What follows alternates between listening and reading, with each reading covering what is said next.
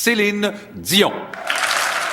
My dream, to be international star. Could it happen again? Could Celine Dion happen again? I'm Thomas Leblanc, and Celine Understood is a 4-part series from CBC Podcasts and CBC News, where I piece together the surprising circumstances that helped manufacture Celine Dion, the pop icon. Celine Understood, available wherever you get your podcasts. Frequency Podcast Network. Stories that matter, podcasts that resonate. If you ever feel like your vote doesn't matter, or if anyone ever tries to convince you that going out to cast a ballot is a waste of time, please remember British Columbia in the fall of 2024. The full results of the 2024 provincial election in BC may not be known for another week. With the initial count on October 19th too close to call, election officials are now preparing for the final count. Those final results, sort of, arrived on Monday. And what we are talking about here is the slimmest of margins. And not just in one riding. The difference between a razor-thin NDP majority or an NDP or even Conservative minority with the Green Party holding the balance of power came down to literally dozens of votes in a couple ridings. Those ridings, in fact, still require judicial recounts. But NDP leader David Eby says that he has been asked to attempt to form government. That government will be precarious, to say the least, just like the election was. So why was this so close? What could have swung it the other way? How does Eby plan to govern when he can't afford to lose a single member for a single vote? Just how, exactly, is this all supposed to work? I'm Jordan Heath Rawlings. This is The Big Story. Jen St. Dennis is a reporter with the Tyee who has covered everything from the housing crisis to the overdose crisis and civic issues and, yes, this incredibly close election. Hello, Jen. Hello. Thank you so much for finding a little time for us. Yeah, nice to be back. Why don't you just start by giving the rest of Canada a sense of just how close this election was? I gather we finally have the mostly official results now? Yeah, I mean, if I toss out the number 27 votes, does that give you a sense of how close it was? Wow. That was the riding of Surrey-Guildford. It was Conservative on election night on October 19th.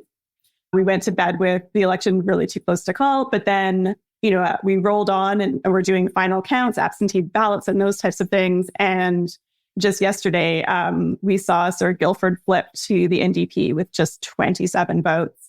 And that's not the only riding that was super close. There's another riding, Kelowna Centre, where the Conservative candidate won by just 38 votes. So yeah, this was a nail-biter, and too close to call was basically every headline on election night, and it continued to be too close to call until just yesterday. Until the final count came in yesterday, just how much was hanging in the balance? Like, how many potential outcomes were on the table as those vote-by-vote recounts were going on? So the government would need 47 votes to form a majority in BC. So on election night, on October 19th, as polls kind of stuttered to a close, it was just this really frustrating, too close to call result where we had 46 NDP seats, 45 BC Conservative seats, and 2 Green seats. There's no majority in that scenario. So then you're thrown into these ideas of what can happen. And it sort of brings us back to what happened in 2017, where we had the NDP win 41 seats. We had the BC Liberals win 43. So I know it looks like they won, but they didn't.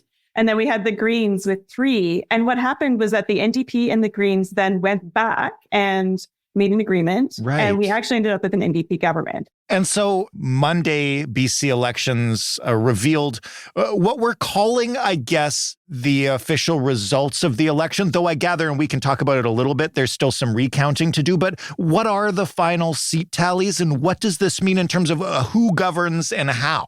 Yeah. Okay. So I said that on election night on October 19th, we had 46 NDP, 45 Conservative, 2 Green.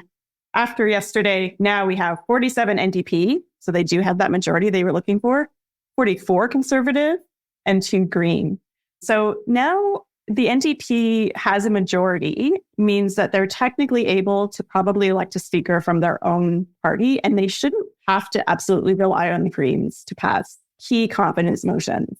And yesterday, the BC NDP leader, David Eby, did go to the Lieutenant General, and she gave the go-ahead to form a government. However, there's 2 judicial recounts that still need to happen. And so David Eby was being quizzed today about when are you going to be sitting? Like, when is the legislature going to be reconvening? He says he wants to have a fall sitting. He wants to have a cabinet in place. He wants to elect the speaker, but he doesn't know yet when that's going to happen. Does anybody think it's likely? And, you mentioned the margin of victory, like in the 20s and the 30s. The results could change by any significant amount. I know these votes have already been counted like extremely closely, right? I guess the answer is we just don't know. And I don't really want to put myself in the position of making this, of being like, oh yeah, sure, they won't change. I mean, they probably won't change, but these are very, very close margins. It's possible. So that's why everyone's being quite careful still at this point. But the assumption is that, yes, it probably will be an NDP government continuing. So let's take that assumption just for the purposes of discussing how the heck this is going to work. You mentioned 47 seats. That is, I believe, the slimmest majority possible. What does that mean for how the legislature will have to operate, assuming Eby can form a government? So they really need to make sure that every single MLA is present for really key confidence motions. The joke in BC is that nobody better miss the ferry over to Vancouver Island. Legislature is located in Victoria. Oh, right. That's kind of the joke. Nobody better call in sick. No. And there's questions today, the legislative reporters are asking David Eby, would you consider having a Green MLA as the speaker? Would you consider having a Conservative candidate as the speaker? And he's like, sure, I'd be willing to work across the aisle with anyone. He does have one really clear line, and we'll probably be discussing this a little later. He says that he needs to work with people who reject hate, conspiracy, and division, willing to fight hate and racism. But he is trying to sort of extend his arms across the aisle, but from this slim majority position, meaning that he's not quite as beholden to the Greens as he would have been before. You mentioned the speaker. In a legislature like this, how important does that role become? It becomes very important, and we've seen incredible drama in the past over this because the speaker usually comes from the governing party, but the convention is that they don't vote unless it's to break a tie. So when you're in a very slim majority position or a minority position, it becomes a really big question of whether your government will fall. Right. In 2017, we actually had a BC Liberal MLA, Darryl Pluckus, agreed to be Speaker of the House. He was ejected from his party for that decision. That was just extremely unusual, but that's what happened in 2017. Céline Dion. My dream, to be international star. Could it happen again? Could Celine Dion happen again? I'm Thomas Leblanc, and Celine Understood is a 4-part series from CBC Podcasts and CBC News, where I piece together the surprising circumstances that helped manufacture Celine Dion, the pop icon. Celine Understood, available wherever you get your podcasts. What has Eby said about how the NDP will govern based on the results of this election, which, again, obviously hugely significant portion of the electorate, even in the ridings that his party won, voted for the Conservatives. Did he talk about how that may or may not change their agenda and what they plan to do? Yeah, he really made sure to say, I have been chastened by this. I have listened to voters who are very unhappy about several key files like crime and safety, public drug use, people's concerns about the healthcare system. He's really being careful to say, like, listen, I've heard that you're not happy with how things are going on those really key files, and we're going to be concentrating on those. And he is, trying to say that he will reach across the aisle, but he is specifically saying, oh, I like this one idea about moving community services to the front line that comes from the Greens. Mm-hmm. He is saying he will try to work across the aisle with the Conservatives. He's emphasizing that, he's familiar with some of them because some of them are former BC Liberal MLAs. Right. Like I said before, he's sort of repeated several times that he does have this red line about, wanting to work with people who are really committed to fighting hate and racism. Tell us why, for those outside the province who haven't been following the intricacies of this campaign, why that's such an important thing for him to state, and how that, I guess, is defining certain members of the Conservatives who were elected, not all of them. Like, explain the dynamics there a bit if you can. Yeah, and it's clear that we say that this is some candidates. This is some, when we're talking about conspiracy theories, some comments by leader John Rustad. This is not all candidates. It's a very feisty, disparate group of MLAs here that we've elected on the Conservative side. But this has been a very nasty and troubled campaign in terms of, we've seen from John Rustad, the skepticism about vaccines, some conspiracy theory kind of language that's been said in the past, to being worried that kids are going to be forced to eat bugs. So there's that people kind of maybe snicker at or whatever. But then there's the kind of more troubling stuff, comments that have come out from some candidates like Bruce Chapman that are extremely hateful against Muslims. We've seen comments coming out from a Conservative candidate who did not get elected, but by not that much, in one Tafika Malahat, calling Indigenous people a very, very hateful slur. So we have just seen some very, very troubling and disturbing and upsetting comments come out in this election. And those are still, yes, the voters have spoken. They have elected some of those candidates, like Bruce Chapman was elected, but they're still sitting out there, sort of causing division. You mentioned the Conservatives are, a diverse and fractious group when it comes to their opinions. I want to ask you that question about what we know about the NDP backbench, because, again, they can't afford to lose a single vote on an issue they want to pass, right? Yeah, the NDP tends to have pretty strong party discipline. We don't generally see a lot of huge dissent. Although I will say in the most recent government, we did see one BC NDP MLA and beneath the party over comments she made about Palestine that some people found offensive. And she ended up not running for a re-election, and she's publicly accused the party of not dealing with anti-Semitism properly. So blow-ups can happen in the NDP, but they're relatively rare.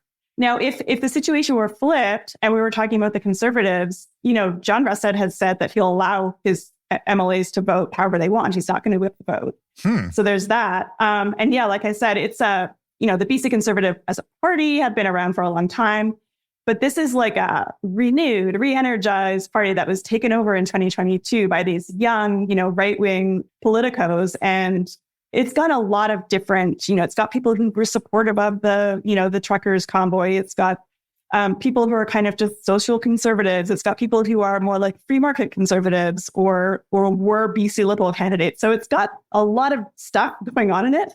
And I do expect to see quite a bit of drama in that party as we're going forward. And where is the Green Party in all of this? I mean, they must have been salivating on election night with the opportunity to potentially hold the balance of power, like I think they did back in 2017. That hasn't materialized, but do we know what they've said about their support for the NDP, their willingness to potentially align with the Conservatives? I mean, like we've been talking about, if the NDP are missing one vote, the Green Party has a shot of bringing down the government, right? Theoretically. Yeah. So I think the Greens, I don't think they were thrilled on election night because their leader, Sonia Furstenau, who's been a very strong and interesting leader for them, she lost her seat. And so I do think the Greens did have a setback there emotionally because she has been a very strong leader for them. But they still do have those two seats. So they're doing okay. They're hanging in there. They had a breakthrough in 2017 when they elected 3 seats. They went down to 2 in 2020, and now they're staying at 2. So I don't think it's quite like a super exciting result for them, but they are holding steady. And my guess would be that they're looking forward, to the future, but they're not holding that really strong power position that they held in 2017, but they're still in the mix. And they would likely, looking at their politics under Sonia Furstenau, they were a pretty left-leaning party. So they would definitely be more sort of aligned with NDP values on most issues. With those recounts still looming, it being so close, I know you mentioned that BC politics has some experience going down this road. Are people thrilled to be going down it again? What's the vibe down there? I think it depends on what side of politics you're on. The BC Conservative leader, John Rustad, on election night, he vowed to, at the earliest opportunity, take down the NDP government and send voters back to the polls. So I think maybe if you're a really strong Conservative voter who's really, really unhappy with the NDP, maybe you're raring to go for another election. I don't know about you, but I'm certainly a little bit exhausted at this point, and I think many voters might be as well. So EB has really said, I want the legislature to work, and I am really willing to work across the aisle to make that work, because I don't think the voters want to go back to another election. But, we have a lot of dissatisfaction that we saw come up in this election with this amazing result for the Conservatives. They did go from 0 to 45. Right. And the government is going to really have to deal with that going forward. So expect to see things move forward on issues like, involuntary care, some of the tough on crime stuff. That is actually one more thing that I did want to ask you, because we have talked to you often about your work on the overdose crisis and the downtown east side and that kind of stuff. On the beats that you regularly look into, what will you be watching for from this, I guess, quote unquote, newly chastened NDP government? Yeah, we saw that the NDP kind of moving further to the right on some of those issues because of the pressure the BC Conservatives were kind of putting on them, and because of, the mood of the electorate. Things like EB's decriminalization pilot did not work out. Right. We spoke about that at length, I think. There was so much blowback on that. So during the campaign, the BC Conservatives were really pushing involuntary care for people with addictions. It's very controversial. I think what I saw was that, John Rustad was not taking a ton of questions from the media, and his candidates were not going to a ton of local debates. And he didn't really ever get the chance to fully explain what he means by involuntary care, because it could mean lots of different things to lots of different people. Whereas David Eby was also pushing involuntary care, but he was taking more time to kind of explain what he meant. And he was sort of saying, it's for this very specific group of people who are already involved with the criminal justice system. And there's a gap between that and mental health. And that's what we mean. So I think that was interesting to watch, just one party kind of running a little bit more on vibes. It'll be fascinating to watch whatever happens. Jen, a pleasure as always. And thank you for walking us outside of BC through this. Oh, no problem at all. Jen St. Dennis reporting for the Tyee. That was The Big Story. For more from us, you can go to thebigstorypodcast.ca, scroll back as far as you like. You'll have a hard time getting to the end. You can also send us a suggestion for one of our next episodes. The way to do that is with an email to hello@thebigstorypodcast.ca, or by calling us at 416-935-5935 and leaving us a voicemail. You can find us in your favorite podcast player. You can check us out on Seeker. You can also listen to us on your smart speaker by asking it to play the Big Story podcast. Thanks for listening. I'm Jordan Heath Rawlings. We'll talk tomorrow.